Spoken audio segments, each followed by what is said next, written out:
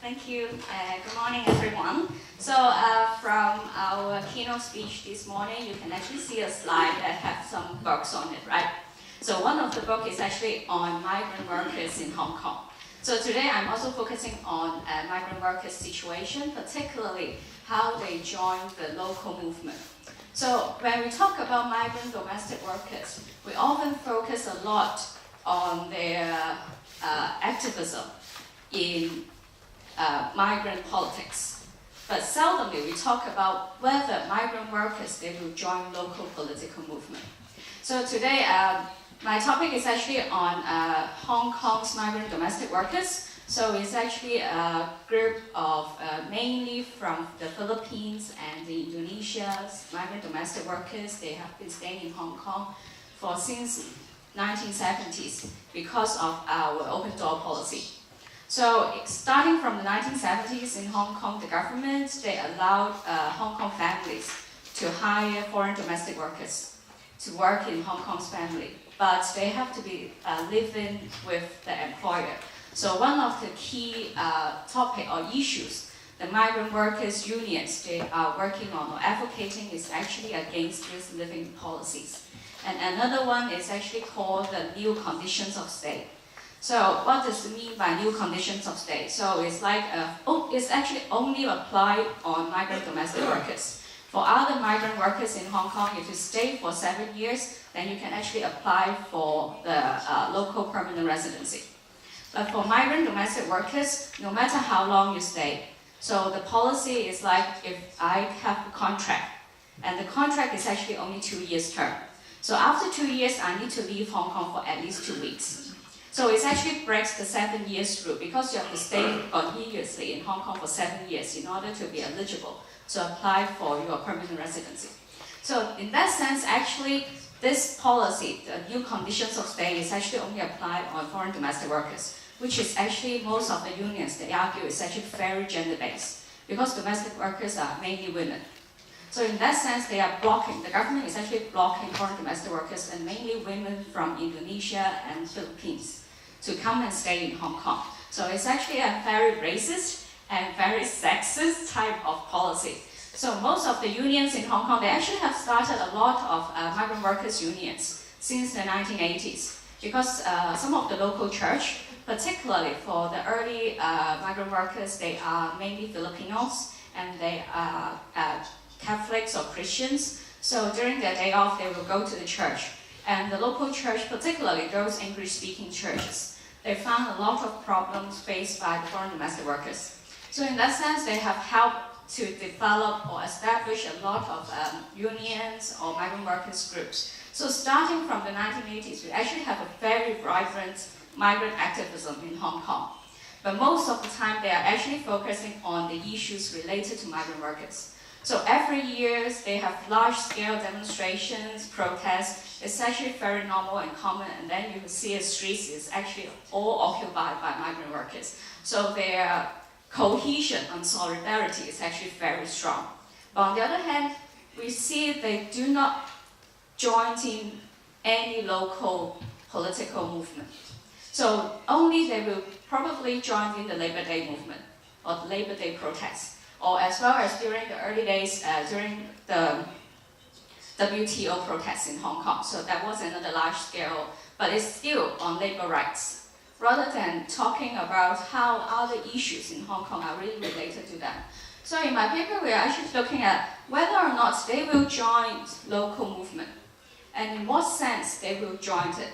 So previously, they got lots of collaborations and coalition building amongst the migrant workers groups and unions. But then, from a few episodes in these years, we found that they have started to establish collaborations with some local NGOs and local civil society. So the aim is actually to see and to examine some of the migrant workers, NGOs, and the labor unions. How is their local political participation through the idea of community unionism? So just some brief background on migrant workers. So the numbers, I'm not going to talk a lot, but you can see actually there are actually very vibrant migrant domestic workers. Each so-called ethnicity or nationality of migrant workers, there may be at least 2 or 3 workers' union that have been formed. So just like for the Filipinos, they have the Unifil, which is a collaboration of more than 10 Filipino migrant workers groups in it. And then the Indonesians, they have the migrant workers unions. And recently, the Thai and the Nepalese migrant workers, they also have formed the unions. So these are actually some kind of, you can see, an increasing number of domestic groups in Hong Kong. But they have been working on a couple of issues. So one is the living policies that I've mentioned, and another one is actually the new condition of stay, that is what we call the 2 weeks rule, so that they have to leave Hong Kong for 2 weeks. And most likely, because of the living policy, they actually have to stay with the employer. So there are lots of abuses cases, so just like sexual abuses or even harassment they are facing in the employer's home, and particularly because these homes are actually in community. They are living in the community. So there are also increasing cases of racial discrimination towards migrant workers. So it's actually when they go outside to the market, and then they will be racially discriminated by the local Chinese. So these are a lot of cases that the groups can be found, and these are some of the cases they are doing. So from that sense, it seems like they are working on quite a lot of issues, but then these issues are actually labor-based and very migrant workers' situation own. So one thing is they are not very keen in joining local political movement because they feel very distant from it and they do not have the identity. So the 2 ideas I'm going to talk about is how they actually form the identity of migrant workers. And on the other hand, after forming the identity, whether does that mean that they will join local movement? So one thing we always talk about on collective movement or why you join in political activities is very much based on your identity. You identify with the community, or you identify with certain groups of people. You agree with them, so that's why you joined in. Particularly on political movement, you feel like you are part of the community or part of the society, so that's why you wanted to advocate for political changes in that community. So, but then for migrant domestic workers, because they cannot have the permanent residency, at first they don't really feel that binding to local identity. So we don't really have a lot of examples of migrant domestic workers joining local movement. But then in these few years, we can see, particularly after the handover in 1997, we found that migrant domestic workers, they started to join some of the local movement. So in 1997, of course you may know, is Hong Kong's change of sovereignty from the British to the Chinese government. So in that way, the change of sovereignty actually leads to a lot of changes in the community level or the political situations. So for migrant domestic workers, because of their identity, they actually could not have political rights in Hong Kong. They cannot vote. They cannot be appointed in different kind of governmental organizations or the consultation bodies of the government, and as well as the local groups. And even when we talk about racial integration policies, even though migrant workers, they are classified as ethnic minorities in Hong Kong, meaning non-Chinese. So, but then the racial integration policy doesn't really include them because they didn't see as permanent residents. So the policy has actually quite vividly said that we are going to integrate those who are living in Hong Kong, and the areas is including education, employment. And all these areas doesn't really relate to foreign domestic workers. So in that sense, they don't really feel like they are part of the political movement or the political society in Hong Kong. But then after the handover, we found that because of the change in official language, so just like most likely the government is using quite a lot of Chinese in its information. So previously, before the handover, many of the government information is actually released in English. So if you go to a hospital or if you go to any kind of public institutions, you can find English information. So for domestic workers, it's fine because they can still understand English. So if they go to the hospital, I know where to find a doctor, where to get my medicine. But then afterwards, after the handover, a lot of these informations are actually becoming Chinese. So my personal experience is one day I was in the hospital and there was the domestic workers after she have the consultation with the doctor, and she wanted to find where to get the medicine. But because that was really late night, it's 2 a.m. or something, the original medical office is closed, and they have moved to another place for getting the medicine. But then the signage is actually in Chinese. So in that way, not even direct discrimination. A lot of indirect discrimination is actually experienced by domestic workers. They don't really know where to get these informations. So the unions has been starting to recognize that domestic workers, they are not just purely meeting labor issues or facing labor abuses. They are actually living in the community, and they're facing very critical racial discrimination after 1997. So with also the local minorities, they have also just like advocating for their racial rights, equality in Hong Kong. So in early 2000, the government finally so-called recognized the difficulties met by the ethnic minorities, so-called non-Chinese in Hong Kong. And they started a consultation on legislating against racial discrimination. So my presentation is actually going to take a look at how migrant domestic workers, they joined in this whole process of legislating against racial discrimination. Because legislation is actually a very local political movement or a political debate. So, and you need to know about the local political structure in order to join in such kind of legislation debate or discussion. So for domestic workers, they don't really join in a lot of legislation discussions before. But then from this experience on legislating against racial discrimination, we see that there's actually quite a lot of migrant groups. They joined in. And today I'm going to talk, because of time limit, I'm going to just briefly show you why they started to join the movement and what is their collaboration. For the idea of community unionism, why I use it? Because it's actually very interesting to see how migrant workers' unions, they actually joined in local community movement.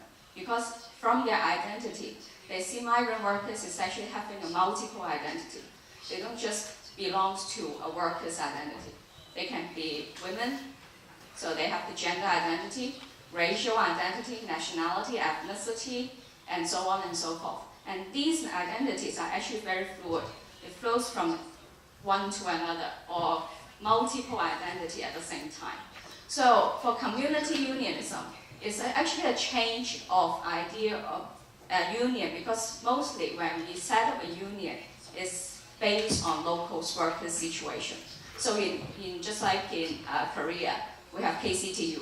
KCTU is actually established by local Korean laborers or workers. But then these workers' situations may not be similar to migrant workers.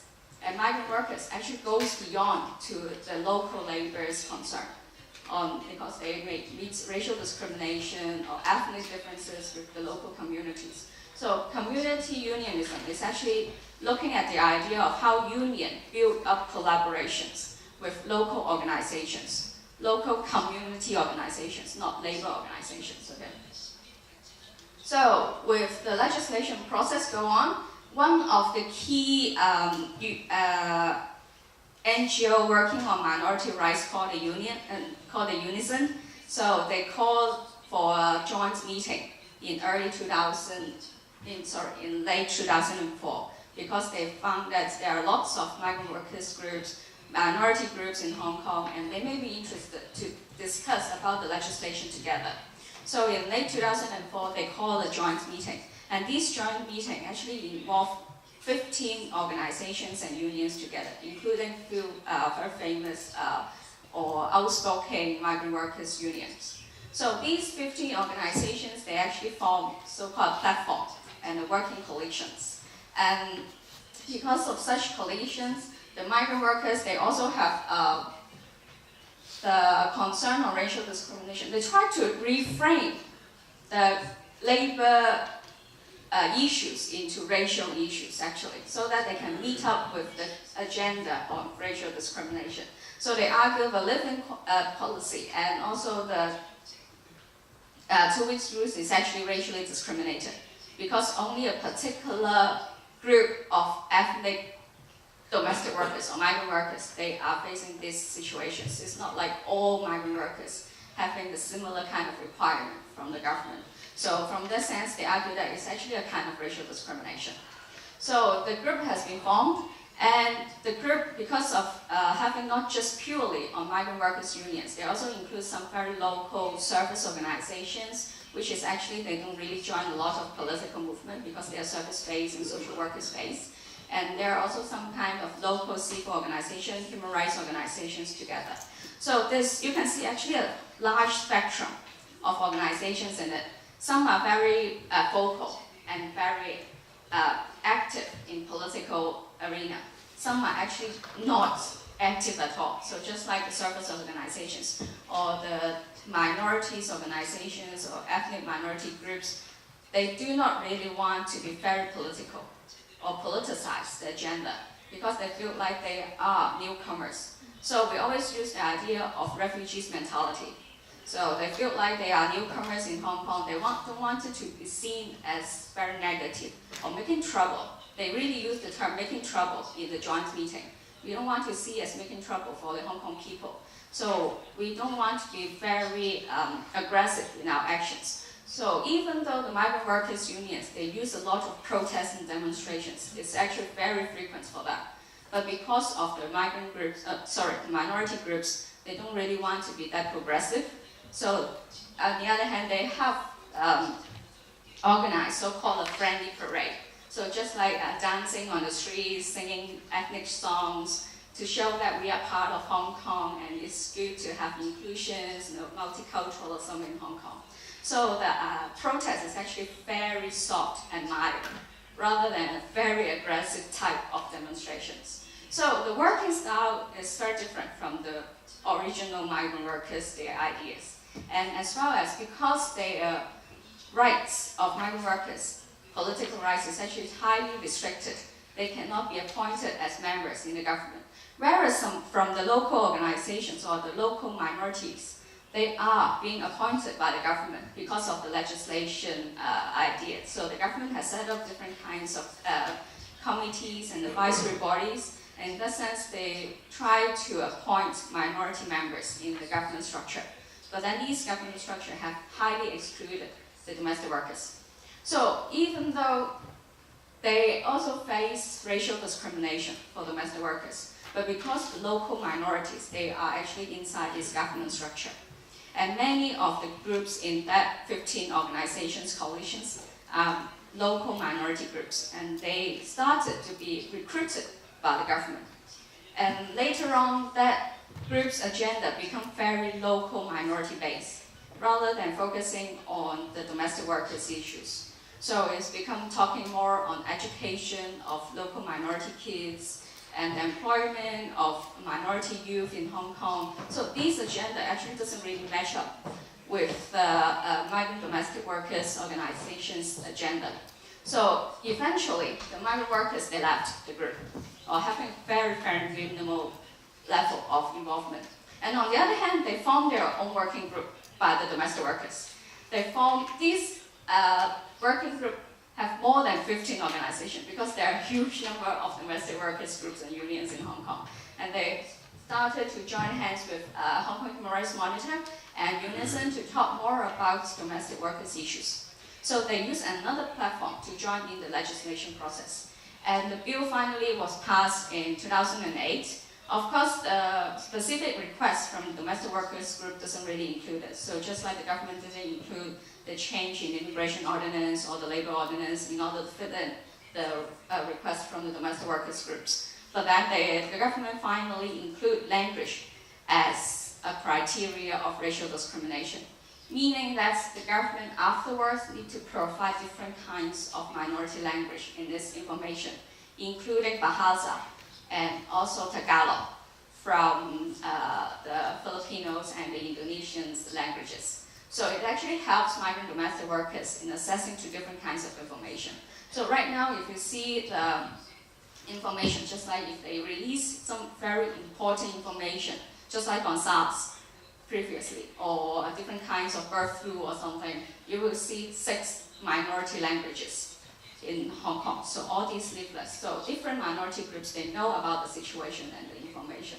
So at least the access to information is so-called secured.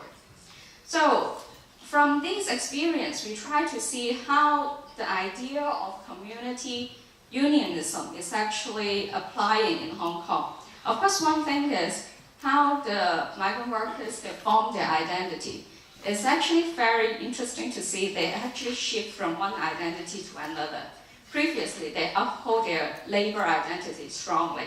But then on the other hand, if there are new situations coming up, so just like a particular situation on legislating against racial discrimination, then they suddenly turned into the minority identity rather than upholding their labor identity. So in that sense, you can see the fluid change of migrant domestic workers' identity.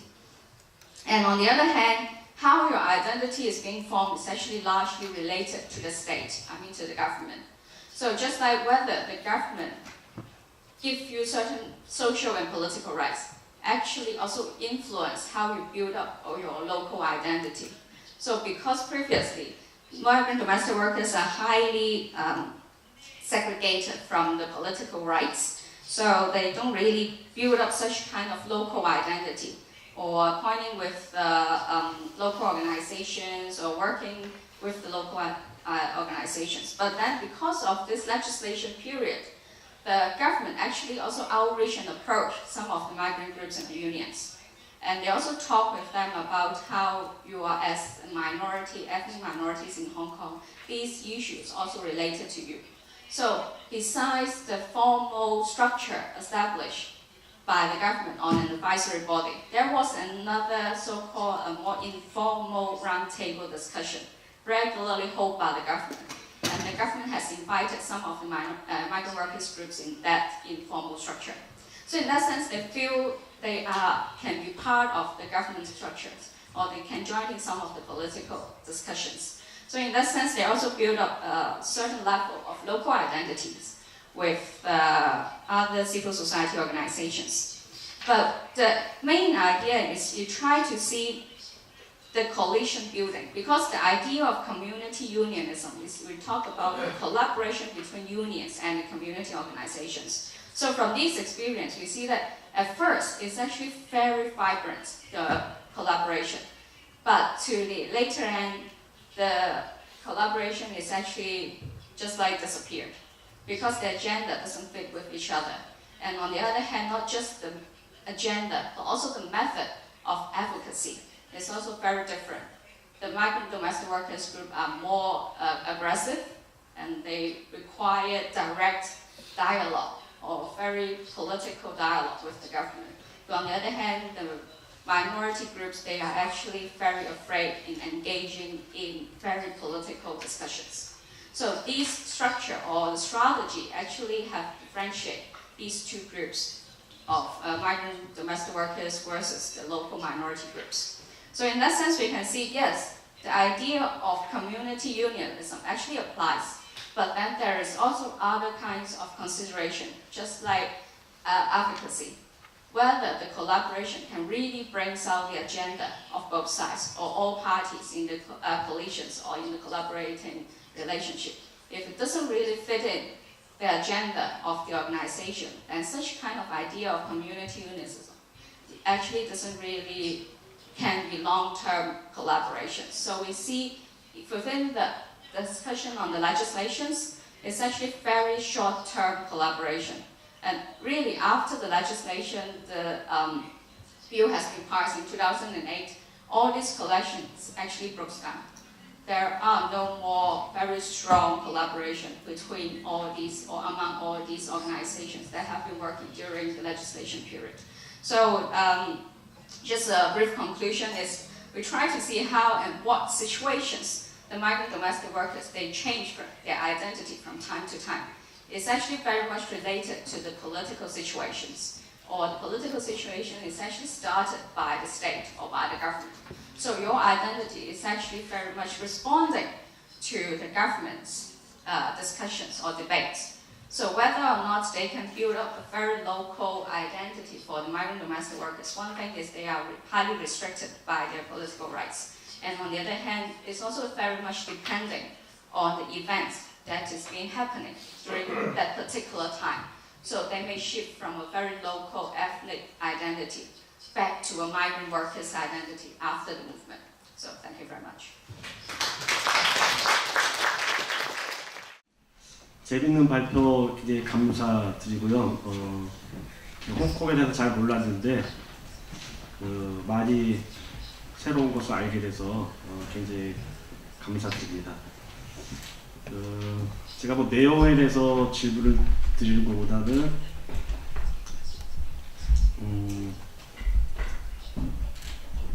좀 약간 이론적인 그런 질문을 드리고 싶습니다. 여기 보면은 커뮤니티 유니오니즘이라고 하는 굉장히 흥미로운 새로운 개념을 제가 처음 배웠는데 결국 로컬 시빌 소사이어티하고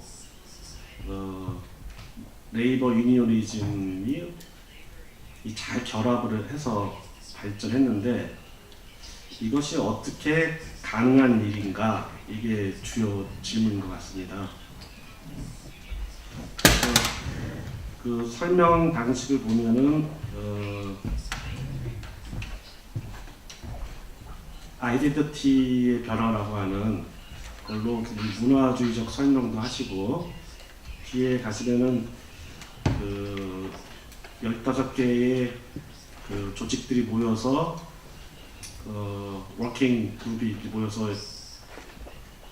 서로 협동을 콜라보레이션을 하는데, 그래서 에피컷이라고 하는 컨시브드 코스트 베니핏이라고 하는 그런 개념으로 설명하실 때는 굉장히 전략적 행위의 결과로 커뮤니티 유니오니즘이 만들어진 것으로 설명을 하고 있습니다.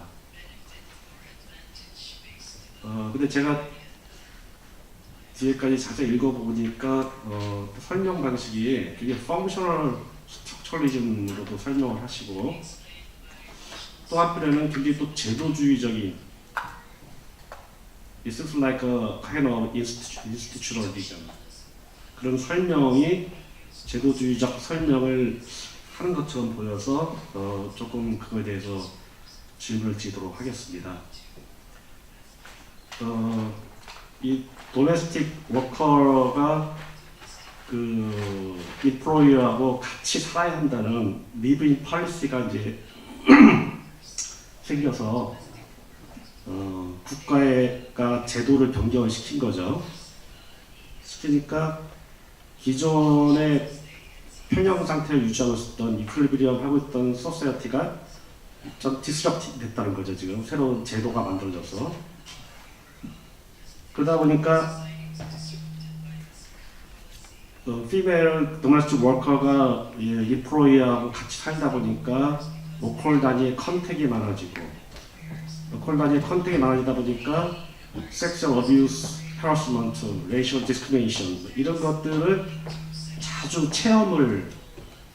더 많이 체험을 하게 되고, 그런데 이들에게는 포멀 시티즌십이 주어지지가 않으니까 이를 해결할 수 있는 정치적인 힘이 하나도 없어서 다른 방식으로 이걸 해결해야 되는데, 이렇게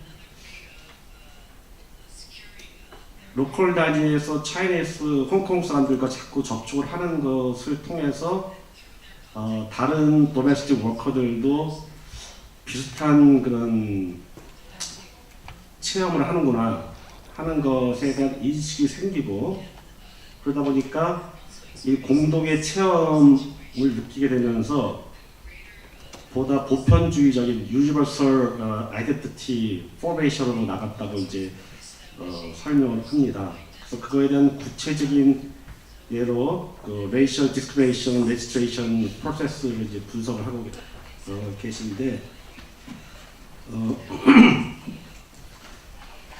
그러니까 이 도메스틱 워커하고 전통적인 노동운동하고 유니어니즘하고 중간지대에서 만나야 되는데, 이 중간지점에서 어떻게 만날까?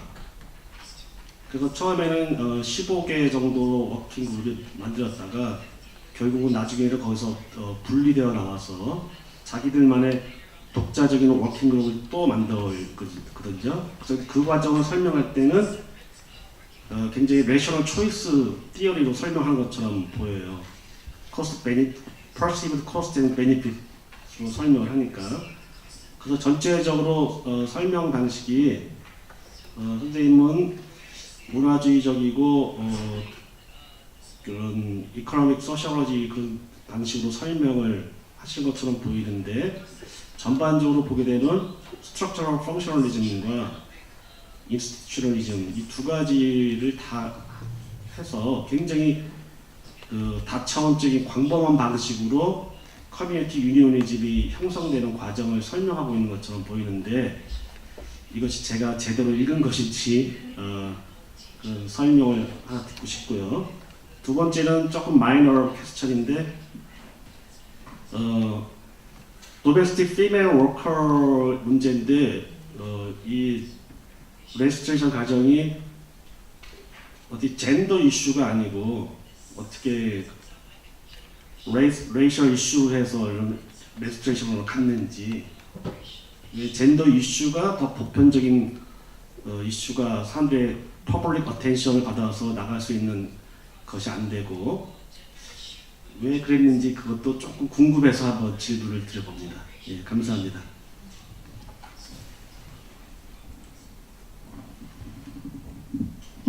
Okay, thank you for your comments.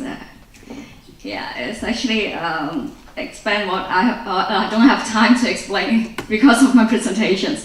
So for the first question on community unionism, yes, you can actually expand the idea with the institutionalism, because as in my paper I've written as well, it actually also combines the idea of structural functionalism. So it's actually explaining why organizations will come together. If there are no such kind of lead, organizations will usually form coalitions or working parties with each other. So one thing is they see it as a social function. They feel the disruptions after 1997, particularly on their racial encounters, because of the language issues or different kinds of position of your citizenship as a minority in Hong Kong. So it's actually, there is a political change, and this political change actually also affected the minority identity. And the ethnic minorities, including the domestic workers, they have built up a stronger minority identity in Hong Kong, rather than before 1997. That minority identity is not that strong, because it was actually very so-called more multicultural, particularly from an institution or the government point of view. At least it's more bilingual. So information is actually more transparent to different minority groups. So how the government changes, so it's actually related to the institution. So institutionalism is actually brought in to explain how your citizenship or your position or how the institution is affecting your identity. So under the concept of community unionism, it's actually like a triangle concept. It's like three concepts related with each other. One is the place. The place is of course related, not just the geographical place, but also related to how the institutional structures in it and different kinds of systems that interact with each other, the form the space structure, and how this space actually affects your identity building. So for migrant domestic workers, as I've explained before, it's actually a very fluid identity. They have multiple identity, and they can choose which kind of identity they wanted to uphold or stress on because of certain kind of political situations. So this also affects their identity building with the place, the institution structure. And on the other hand is how these two ideas can lead to coalition building. So even they build up an identity with as a local minority, it doesn't really mean that they need to join in a local movement or political movement. But then they feel like joining in or working with local organization actually enhance their advocacy power. Because in some sense, the minority or the migrant workers, they cannot join in formal political debates or arguments, just like the government structures. They cannot be part of it. So in first hand is they feel like if I join with the local organizations, then their agenda can be passed to the government more effectively, rather than just purely going on the streets as their usual or common style of advocacy. Because going on the streets may not be that effective if you can join with local organizations or local groups. So that is how coalitions are being formed. So community unionism is actually like a triangle idea. So these three concepts are actually interrelated with each other.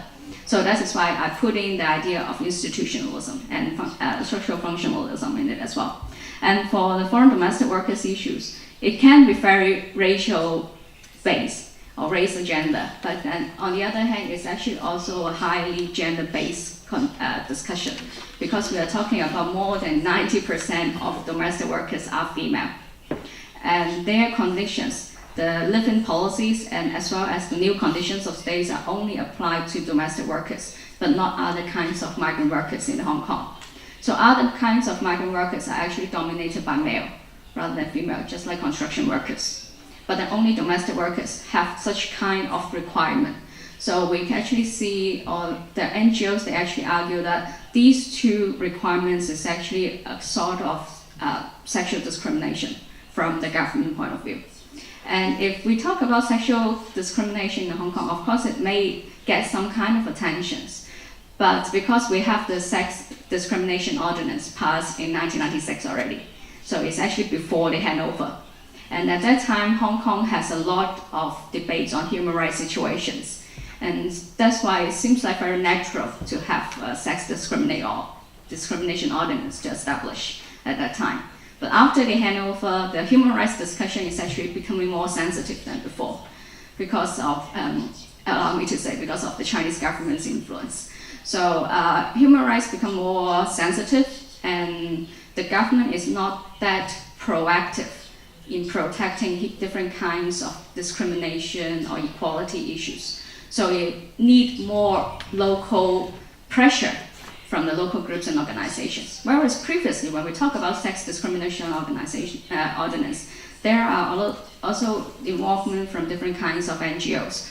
But because the political environment is more open at that time, so having a human rights legislation is actually comparatively easier than after 1997. So right now, when we talk about the legislation on racial discrimination, it requires more local NGOs to put pressure on the government, so it gets more attention afterwards. Thank you.